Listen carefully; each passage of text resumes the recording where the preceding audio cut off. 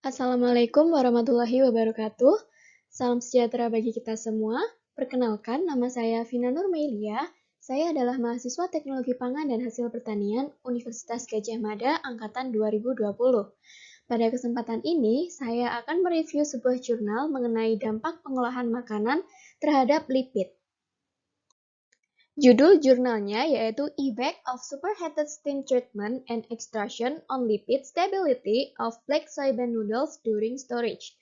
Jadi, penelitian ini meneliti pengaruh perlakuan Superheated Steam Treatment atau SST dan Extraction Treatment atau ET terhadap perubahan lipid pada mie kedelai hitam atau Black Soybean Noodle selama penyimpanan. Pada kedelai hitam, degradasi lipid dan pembentukan senyawa volatil terkait erat dengan aktivitas enzim pendegradasi lipid endogen. Baik superheated steam treatment ataupun extraction treatment dapat secara efektif menonaktifkan aktivitas lipase, lipoksigenase, dan juga peroksidase. Nah, kandungan asam lemak tak jenuh ganda menurun sebesar 43,6% pada mie kedelai hitam tanpa perlakuan panas selama penyimpanan 7 minggu. Sedangkan penurunannya hanya 23% dan 20,7% pada kelompok SST 190 derajat Celcius dan ET pada suhu 130 derajat Celcius. Baik superheated steam treatment ataupun extraction treatment mampu meningkatkan stabilitas lipid pada black soybean noodle dengan menghambat aktivitas enzim pendegradasi lipid.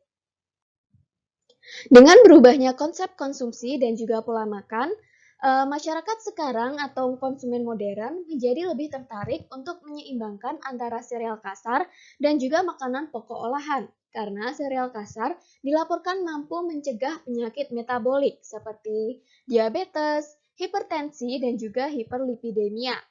Nah, penambahan kacang-kacangan dalam makanan sereal seperti mie merupakan tren baru karena indeks glikemiknya yang relatif rendah dan juga nilai gizi yang relatif tinggi. Nah, sebagai bahan pangan baru, kedelai hitam kaya akan serat kasar, lipid, tokoferol, pati resisten, dan juga protein. Selain itu, kandungan asam amino esensial pada kedelai hitam lebih tinggi daripada tepung terigu, serta komposisi dan juga proporsinya juga ideal. Dari aspek pertanian, kedelai hitam digunakan sebagai sumber polifenol dan protein di banyak negara oriental, baik untuk pangan maupun pakan. Seperti yang kita ketahui, mie telah banyak dikonsumsi terutama di banyak negara Asia.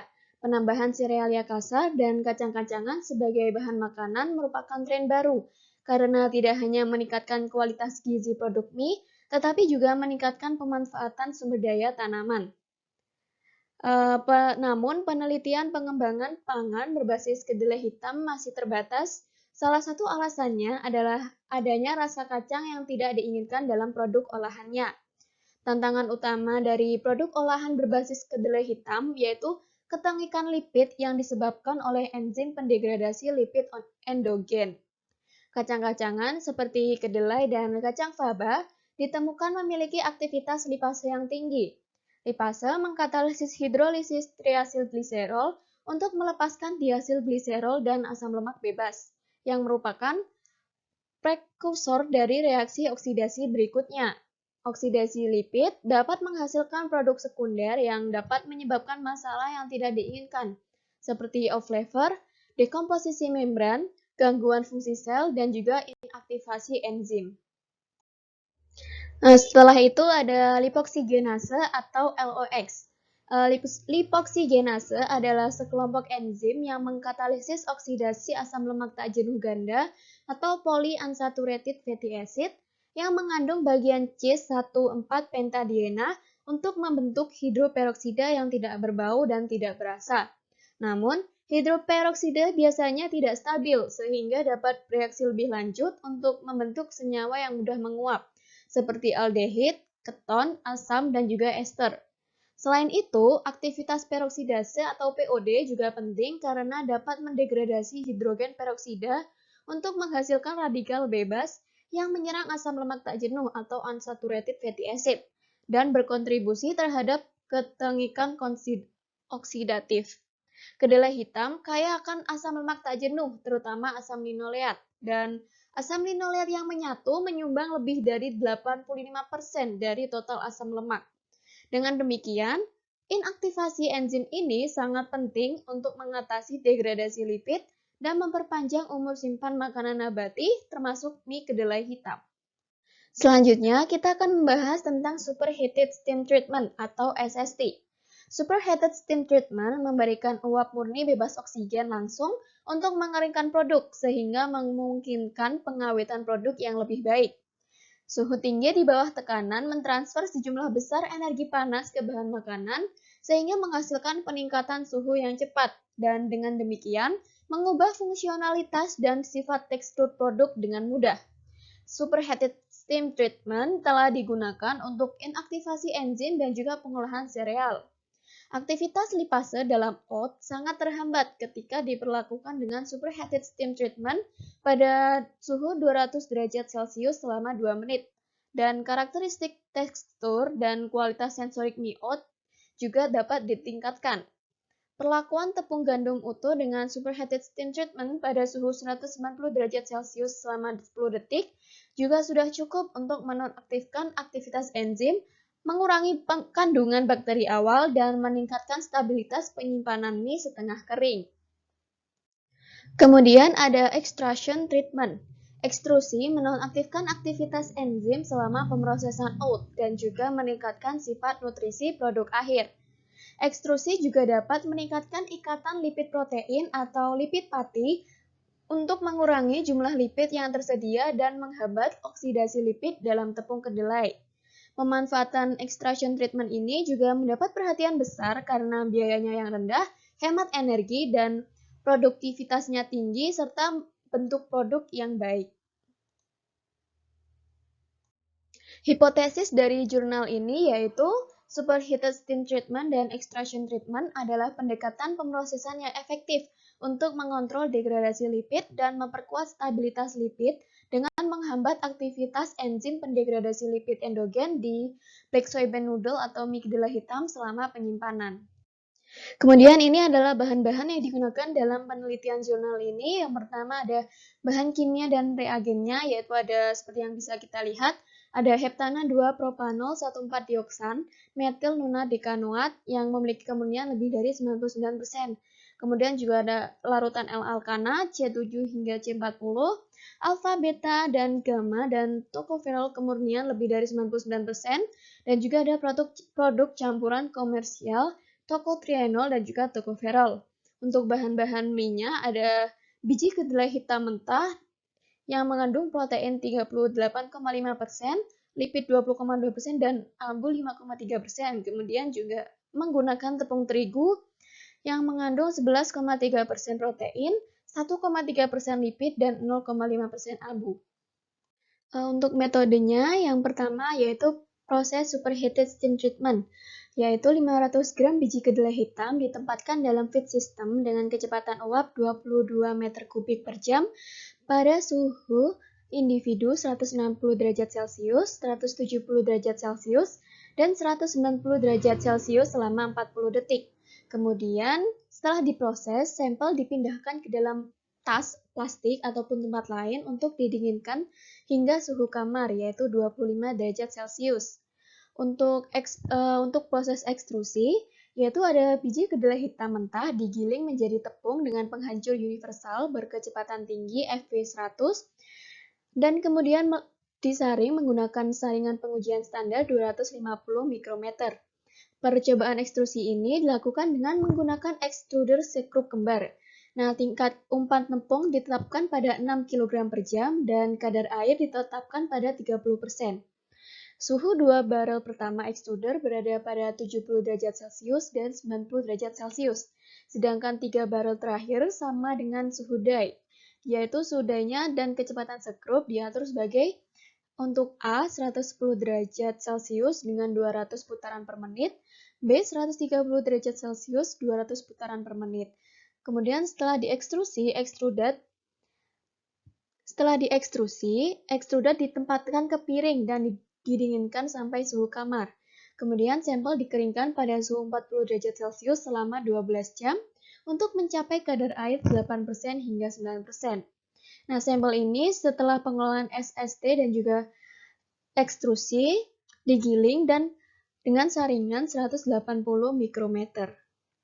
Untuk aktivitas lipase yang pertama, yaitu seluruh sampel BSN digiling dan melewati saringan uji standar 180 mikrometer untuk mendapatkan tepung baeksoeben noodle yang telah digiling, kemudian disimpan pada suhu minus 18 derajat Celcius sebelum dianalisis.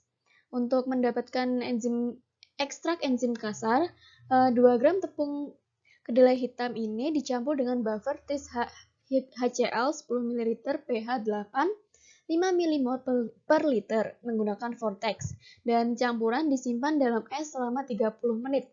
Setelah itu, campuran disentrifugasi pada 10.615 kali selama 20 menit pada suhu 40 derajat Celcius, dan supernatan dikumpulkan untuk pengukuran aktivitas lipase. Untuk reaksi, 200 liter ekstrak kasar dicampur dengan 20 liter substrat 4 nitrofenil kaprilat 10 mmol per liter dan 1780 buffer tris HCl dengan pH 8 dan 50 mmol per liter. Absorbansi diukur pada 405 nanometer selama 3 menit pada 37 derajat Celcius menggunakan pembaca. Kemudian mikroplate yang dilengkapi dengan pelat 24 sumur, peningkatan 0,018 absorbansi per gram mie kedelai hitam dalam 1 menit didefinisikan sebagai unit aktivitas lipase. Kemudian untuk uji aktivitas lipoksigenase, buffer fosfat 10 ml dengan 50 mmol per liter dengan pH 7,5 digunakan untuk ekstraksi. Kemudian sistem reaksi menggunakan 20 liter ekstrak enzim kasar, 2.890 liter buffer natrium asetat, 50 mmol per liter pH 5,5 dan 90 liter substrat asam linoleat. Aktivitas lipoksigenase ditentukan oleh spektrofotometer dan diukur pada 234 nanometer antara 0 sampai 3 menit pada suhu 25 derajat Celcius. Aktivitas enzim dinyatakan sebagai peningkatan 0,01 dalam absorbansi per gram sampel dalam 1 menit. Untuk uji aktivitas peroksidase, tepung mie kedelai hitam 0,5 gram dicampur dengan 15 ml Aquades dan diinkubasi pada 25 derajat Celcius selama 30 menit. Kemudian campuran disentrifugasi pada 10.615 selama 20 menit dan supernata dikumpulkan. Kemudian guaiacol 1% dalam etanol 96% dan H2O2 1% dalam air dicampur dengan rasio 1:1. Setelah itu, 600 liter campuran ditambahkan ke dalam 1.200 liter ekstrak enzim kasar dan diaduk menggunakan vortex untuk menghasilkan larutan uji. Absorbansinya diukur pada interval 30 detik antara 0 hingga 3 menit pada 470 nanometer. Untuk aktivitas peroksidase, dihitung dengan peningkatan 0,01 dalam absorbansi per gram sampel dalam 1 menit. Kemudian ekstraksi lipid dari mie kedelai hitam, yang pertama yaitu ada aseton digunakan sebagai pelarut untuk mengekstrak lipid dari tepung mie kedelai hitam giling menggunakan instrumen ekstraksi pelarut. Kemudian ekstrak dikumpulkan dan dipindahkan ke dalam labu alas bulat dan diuapkan menggunakan rotary evaporator pada suhu 40 derajat Celcius di bawah 250 ember. Kemudian residu lipid kering dilarutkan menggunakan heptana dan diencerkan sampai 10 ml dalam labu ukur. Untuk analisis komposisi asam lemak yaitu solusi lipid 1 ml disiapkan dan dipindahkan ke dalam tabung gelas bersih dan dikeringkan dengan nitrogen.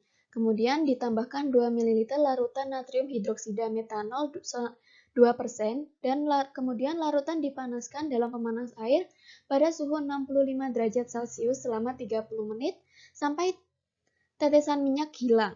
Setelah itu 2 ml larutan boron trifluorida atau metanol 14% ditambahkan dan dipanaskan pada suhu 65 derajat Celcius selama 20 menit lagi.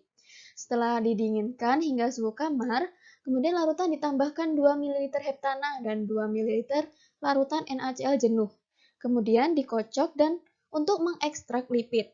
Tabung kemudian disentrifugasi pada 924 kg selama 5 menit. Setelah itu, supernatan dipindahkan ke tabung reaksi bersih lainnya dan ditambahkan sedikit Na2SO4 anhidrat. Setelah itu, 1 ml larutan disaring melalui filter organik 0,22 nanometer sebelum analisis. Setiap sampel dilakukan dalam rangkap 3. Komposisi asam lemak ditentukan dengan kromatografi gas yang dilengkapi dengan detektor ionisasi nyala. Dan kolom kapiler BBWAH 30 meter kali 0,25 mm dan 0,25 meter. Kemudian nitrogen dengan kemurnian tinggi digunakan sebagai gas pembawa dengan kecepatan 3 ml per menit. Untuk suhu injektor dan detektor diatur pada 25 derajat Celcius. Suhu awal oven dinaikkan secara linear dari 150 derajat Celcius menjadi 190 derajat Celcius dengan 5 derajat Celcius per menit. Dan setelah itu disimpan selama 20 menit, selama 2 menit, kemudian suhu dinaikkan hingga 240 derajat Celcius dengan kecepatan yang sama. Kemudian sampel didiamkan selama 10 menit. Volume injeksi adalah 1 liter dengan rasio split 80:1.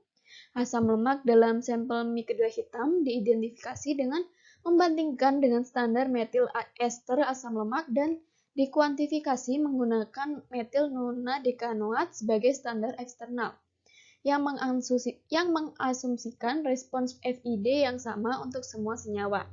Terakhir, kandungan asam lemak diberikan sebagai miligram per gram mie kedelai hitam. Untuk pengukuran nilai asam lemak, sampel tanah mie kedelai hitam sebanyak 2,5 gram dicampur dengan 15 ml larutan etanol 95% untuk mengekstrak asam lemak dan kemudian supernatan dikumpulkan dan dititrasi dengan larutan etanol 0,05 mol NaOH 95%. Konsumsi larutan NaOH etanol dihitung untuk menentukan nilai asam lemak. Kemudian phenolphthalein 1% digunakan sebagai indikator untuk menentukan titik akhir titrasi. Untuk akhirnya nilai asam lemak mie kedelai hitam dihitung menurut persamaan berikut ini, yaitu 60 kali T min B kali N kali 100 per WT kali 100 min M kali 100, di mana N mol per liter adalah normalitas titran, WT yaitu gram dalam satuan gram adalah berat mie kedelai hitam, T dalam satuan mililiter adalah volume titrasi sampel, B dalam satuan mililiter adalah volume titrasi blanko, M dalam satuan persen adalah kadar air BSN.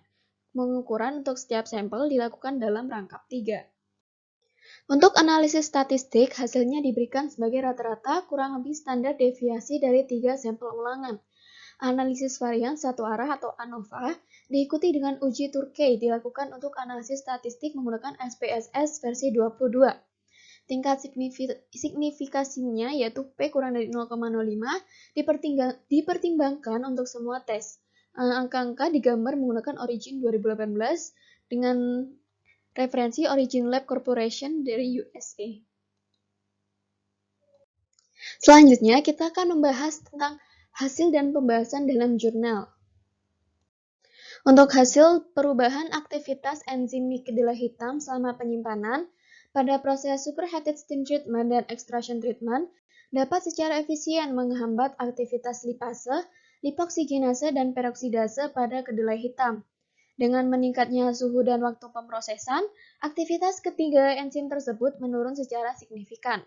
Setelah pengolahan superheated steam treatment pada suhu 190 derajat Celcius selama 40 detik, aktivitas lipase, lipoksigenase, dan juga peroksidase kedelai hitam menurun masing-masing sebesar 94,6%, 40,5%, dan 100%.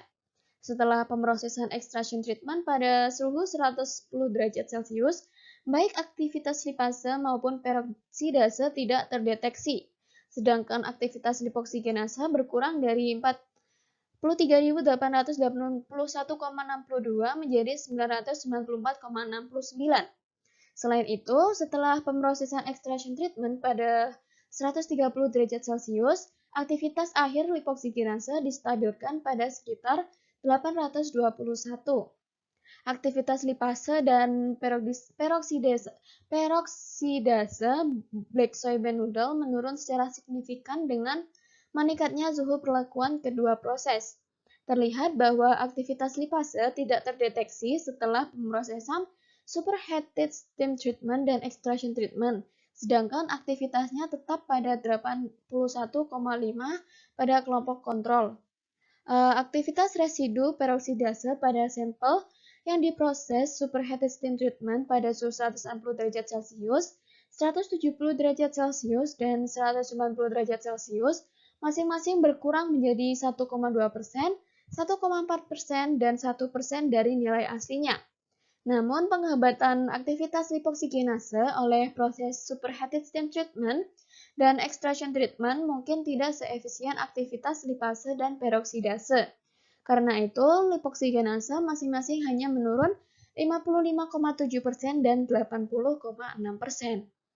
Pada tahap awal penyimpanan, aktivitas lipoksigenase pada sampel BSN menurun tajam, sedangkan aktivitas lipoksigenase cenderung stabil setelah 3 minggu penyimpanan. Demikian pula, aktivitas lipase dan peroksidase pada kelompok kontrol menurun secara signifikan selama 3 minggu pertama, tetapi berfluktuasi setelahnya. Hal ini menunjukkan bahwa kondisi penyimpanan lebih mempengaruhi aktivitas enzim pada tahap awal penyimpanan. Pada tahap akhir, kadar air dalam mie menurun dari 13% hingga 10% selama penyimpanan sampel black soy bean noodle jangka panjang yang mungkin mempengaruhi aktivitas enzim. Untuk pengaruh perlakuan uap super panas atau superheated steam treatment dan ekstrusi pada komposisi asam lemak mie kedua hitam, yaitu di antara kelompok superheated steam treatment, kelompok superheated steam treatment 190 derajat Celcius menunjukkan kemampuan stabilitas lipid yang paling efektif, karena jumlah free fatty acid atau asam lemak bebasnya total hanya terdegradasi sebesar 23% setelah penyimpanan 7 minggu. Sedangkan asam linoleat dan asam linoleat terdegradasi sebesar 15,2% dan 38,6% masing-masing. Di sisi lain, di antara kelompok extraction treatment, total free fatty acid pada kelompok extraction treatment 130 derajat Celcius adalah yang paling stabil, karena nilainya hanya turun 20,7% setelah masa penyimpanan 7 minggu. Oleh karena itu, ekstrusi terbukti menjadi pendekatan yang lebih efektif untuk menghambat degradasi lipid di mie kedelai hitam. Kemudian pengaruh perlakuan uap super panas dan ekstrusi pada nilai asam lemak hitam mie kedelai. Dengan semakin lama penyimpanan, nilai asam lemak menurun pada sebagian besar kelompok. Meskipun bervariasi pada kelompok superheated steam treatment 160 derajat Celcius dan superheated steam treatment suhu 170 derajat Celcius. Hal ini mungkin terjadi karena aktivitas lipase yang rendah yang membatasi reaksi hidrolitik lipid di mie kedelai hitam. Nilai asam lemak awal mie kedelai hitam bervariasi dari 28,3 menjadi 39,2 mg NaOH per 100 gram setelah pengolahan, yang lebih rendah dari kelompok kontrol. Kemudian hal ini mungkin terjadi karena perlakuan panas menghambat pelepasan free fatty acid dari aksi hidrolisis lipase selama persiapan mie kedelai hitam. Karena aktivitas lipase sangat diinaktivasi oleh kedua perlakuan panas. Namun nilai asam lemak ini bervariasi dalam hal suhu dan juga waktu pemrosesannya. Kesimpulannya, yang pertama yaitu ada aktivitas lipase, lipoksigenase, dan peroksidase yang tinggi bersama dengan jumlah lipid yang tinggi menyebabkan degradasi oksidatif dan pembentukan off flavor di mie kedelai hitam. Enzim pendegradasi lipid dapat dihambat secara efektif oleh superheated steam treatment pada suhu 190 derajat Celcius dan extraction treatment pada suhu 110 derajat Celcius. Kedua, untuk unsaturated fatty acid tidak menunjukkan degradasi yang signifikan pada kelompok extraction treatment selama 5 minggu penyimpanan, dan kandungannya berkurang 18,8% setelah 7 minggu, yang cukup rendah dibandingkan dengan kelompok kontrol, yaitu 44,9%. Untuk ekstrusi merupakan pendekatan yang efektif untuk menghambat pembentukan senyawa volatil selama penyimpanan, karena aktivitas enzim pendegradasi lipid yang ditemukan bertanggung jawab untuk oksidasi lipid di mie kedelai hitam sangat terhambat. Di antara kelompok superheated steam treatment pada suhu 190 derajat selama 40 detik menunjukkan paling efektif dalam menstabilkan lipid di mie kedelai hitam. Hal ini dapat ditunjukkan dengan adanya peningkatan senyawa volatil yang moderat pada kelompok superheated steam treatment 190 derajat selama penyimpanan.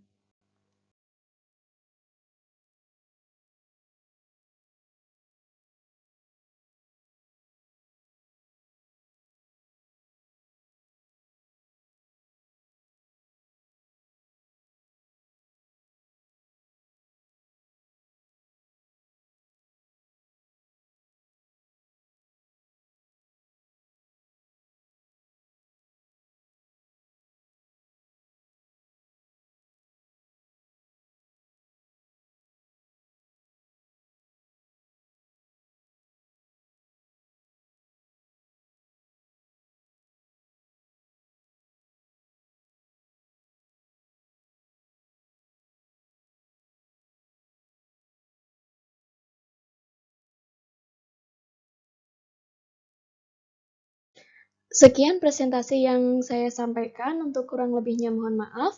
Wassalamualaikum warahmatullahi wabarakatuh. Pada kesempatan ini, saya akan menjawab pertanyaan yang telah diberikan oleh teman-teman. Yang pertama yaitu ada bagaimana justifikasi atau pembuktian jika aktivitas enzim dapat dikatakan menurun signifikan.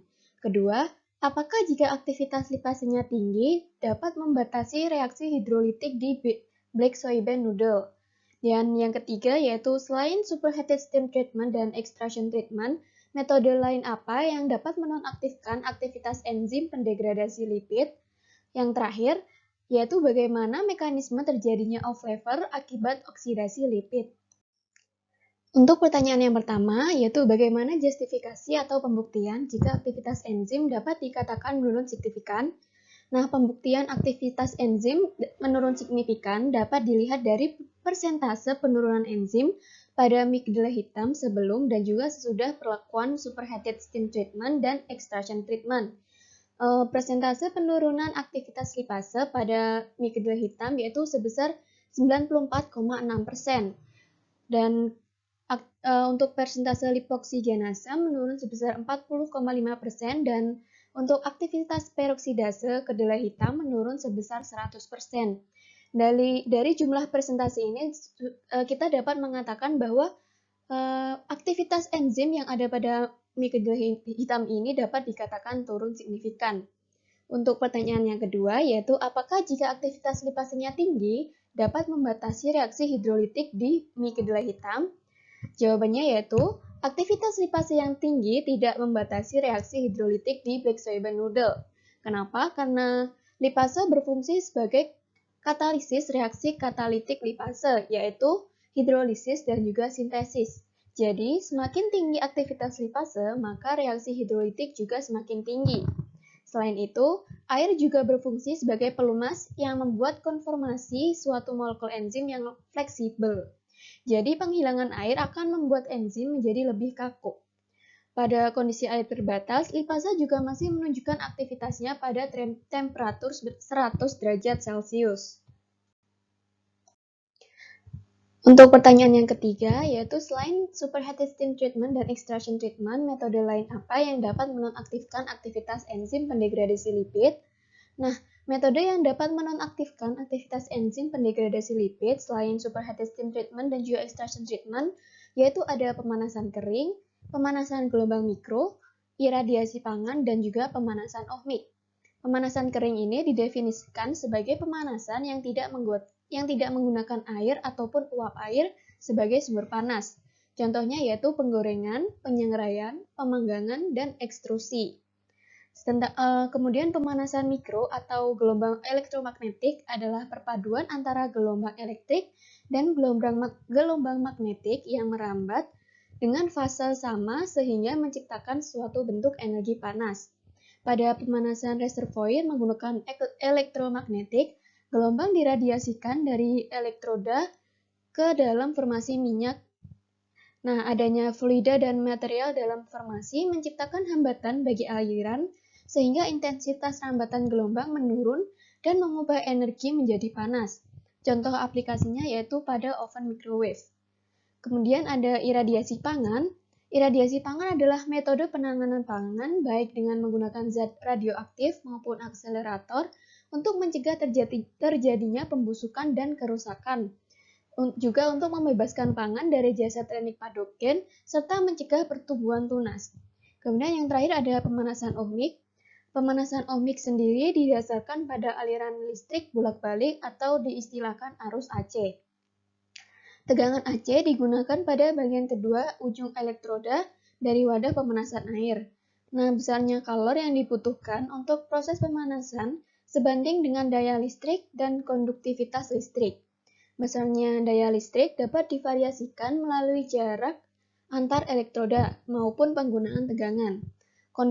Konduktivitas listrik akan meningkat seiring dengan kenaikan suhu.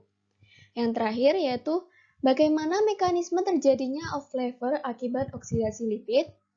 Nah, penyebab off flavor pada kedelai yaitu adanya senyawa yang mengandung gugus karbonil yang bersifat volatil seperti N-heksanal. Senyawa ini terbentuk sebagai hasil oksidasi asam lemak tidak jenuh yang terdapat pada biji kedelai, terutama asam linoleat, akibat aktivitas enzim lipoksigenase. Enzim ini aktif pada saat biji kedelai pecah pada proses pengupasan kulit dan penggilingan karena kontak dengan udara atau oksigen. Enzim lipoksigenase yang terdiri dari L1, L2, dan L3 secara genetis terdapat pada biji kedelai, dan L2 dilaporkan dominan dalam pembentukan heksanal. Sekian penjelasan dari saya. Apabila kurang lebihnya mohon maaf. Wassalamualaikum warahmatullahi wabarakatuh.